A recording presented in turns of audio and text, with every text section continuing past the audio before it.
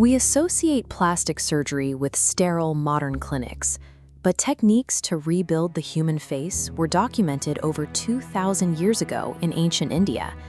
The man who pioneered these operations didn't just study medicine. He had to break some of the most rigid religious laws of his time to understand how the body actually worked. His name was Sushruta, and he practiced in Kashi, a city on the Ganges that was a major center of civilization by 600 BCE. In this era, the act of mapping human anatomy was a dangerous rebellion. Defying the social order was the only way to move beyond myth and into the reality of surgery. The societal rule was absolute. Touching a dead body caused a profound religious impurity. This made the study of anatomy essentially impossible. Because no one was allowed to look inside a corpse, anatomical knowledge remained frozen for generations. Doctors were forced to guess what lay beneath the skin. Sushruta realized that a surgeon could not heal what they did not understand. To fix the human frame, he had to see its inner workings for himself, regardless of the cultural penalty. Progress required him to work in the shadows. He had to invent a new method of discovery that bypassed the laws of the living. He found a gruesome workaround. He would hide cadavers in flowing rivers for 7 nights. As the water moved, the flesh slowly rotted away, without the need for a knife. Once the body softened, Sushruta used brushes made from grass roots and bamboo to scrub away the remaining decayed layers. This process revealed the complex architecture of human vessels, muscles, and bones that had been hidden for centuries. This grim methodology allowed him to bypass the religious prohibition on cutting the dead, resulting in the world's first accurate anatomical maps. But he still faced a second hurdle. His students needed to learn to operate, but they were strictly forbidden from practicing on human subjects. He developed a training regimen using nature as a proxy. Students practiced the depth and angle of their incisions on watermelons and cucumbers.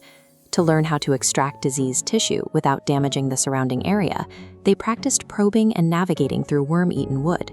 To perform these tasks, he engineered a massive arsenal.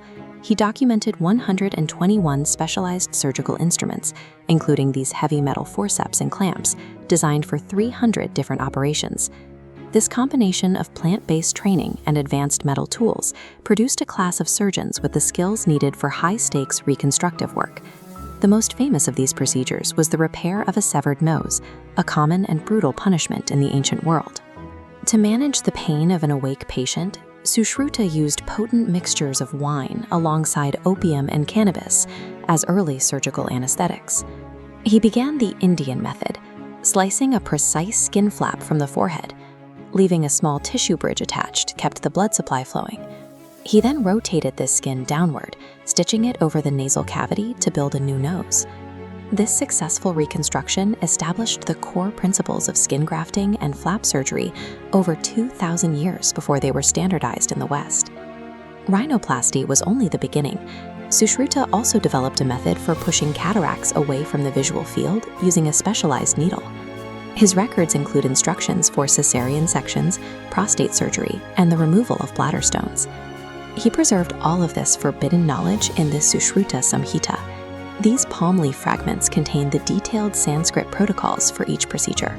This record replaced the improvised treatments of the past with a structured, repeatable system of surgical medicine. His work traveled through 8th century Arabic translations and eventually reached Europe by the 1700s, providing a reference for reconstructive surgery that was centuries ahead of its time. The ultimate proof of his work is in its longevity. Modern plastic surgeons still use a version of his forehead flap for nasal reconstruction today.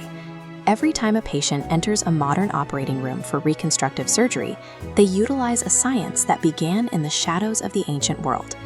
Sushruta was a man who defied a cultural taboo to map the human body. If his work was this advanced 2,000 years ago, it makes you wonder what else we've forgotten about our own history.